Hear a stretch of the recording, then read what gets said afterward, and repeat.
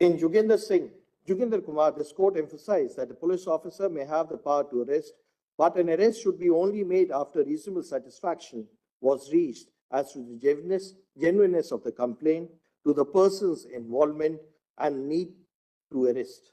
In Muthu versus State of Punjab, the mandatory death sentence under Section 303 of the IPC was struck down as unconstitutional.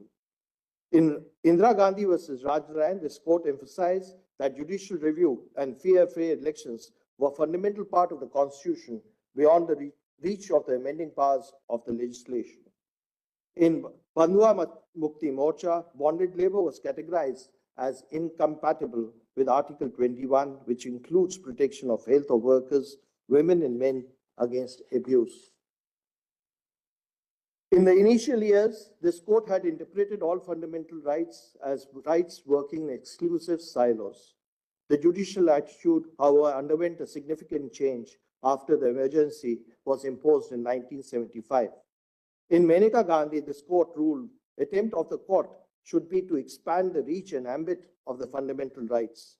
Articles 14, 19, and 21 were not mutually exclusive and had to be read together so that the procedure affecting any of the rights had to be just, fair, and right, and not arbitrary, fanciful, or oppressive.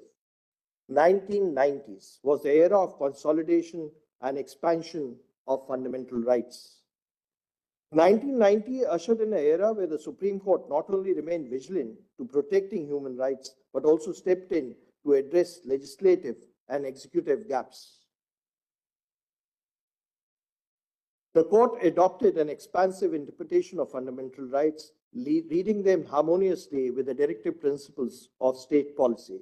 In Unique and Christian, this court held that the right to an education naturally flowed from the right to life recognized under Article 21 of the Constitution.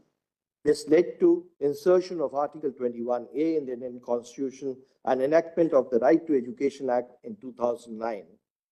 This court has also been at the vanguard for protection and preservation of environments. In its judgment, the court has articulated the concept of sustainable development, the polluter pays principle.